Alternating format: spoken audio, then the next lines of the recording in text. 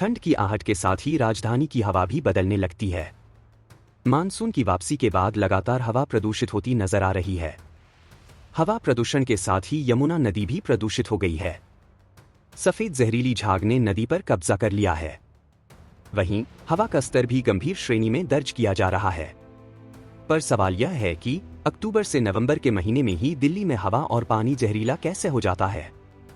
वह कौन से कारण हैं जिसकी वजह से यमुना के पानी में इतनी ज्यादा मात्रा में झाग इकट्ठे हो जाते हैं? तो इसके पीछे कई चीजें हैं जो इस झाग को बनने में मदद करती हैं और इसी झाग की वजह से हवा भी जहरीली हो जाती है।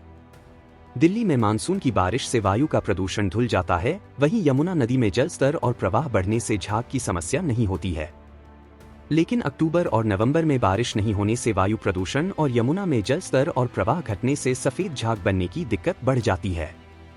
इस समस्या के पीछे का कारण जानने के लिए आईआईटी कानपुर के प्रोफेसर और स्टूडेंट ने एक रिसर्च किया, जिसमें उन्होंने पाया कि यमुना नदी की सतह पर टॉक्सिक सफेद झाग मुख्य रूप से नदी में गिरने वाले केमिकल प्रदूषकों और सीवेज का स्तर बढ़ने के कारण होता है।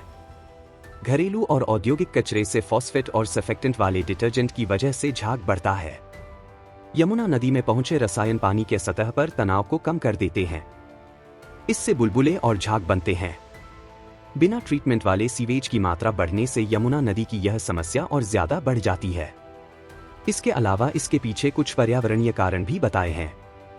उनके अनुसार पर्यावरण के फैक्टर को देखें तो मानसून के बाद गर्म पानी का तापमान सर्फेक्टेंट की हरकत को तेज कर देता है। इससे बनने वाले कंपाउंड पानी के सतह पर बनने वाले तनाव को कम करते हैं और झाग बनना तेज हो जाता है।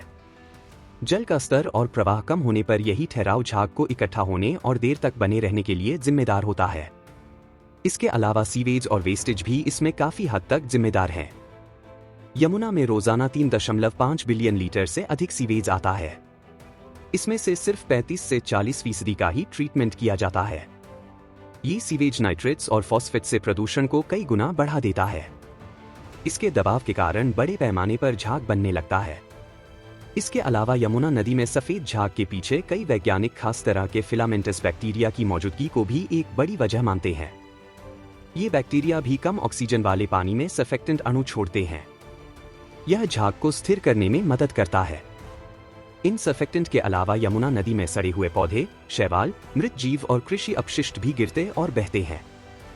ये कार्बनिक पदार्थ टूटने पर मीथेन और कार्बन डाइऑक्साइड जैसी गैस छोड़ते हैं। सर्फेक्टेंट युक्त पानी में फंसे गैस से झाग बनने में और भी मदद मिलती है। अक्सर कृषि अफवाह और खराब अपशिष्ट प्रबंधन प्रथाओं के चलते इस तरह के कार्बनिक पदार्थों को नदी में गिराया जाता है। यमुना में बढ़ता यह झाग दिल्ली की हवा को जहरीला बना रहा है। रिपोर्ट के मुताबिक यमुना का झाग वाष्पशील कार्बनिक कंपाउंड छोड़ता है। ये कंपाउंड शहरों में वायु प्रदूषण के लिए जिम्मेदार साबित होते हैं, क्योंकि वे वायुमंडल में प्रतिक्रिया करके ओजोन और पार्टिकुलेट मैटर सहित द्वितीयक प्रदूषक बना सकते हैं। इन प्रदूषकों का मिश्रण बढ़ने से ही स्मॉग बनता है।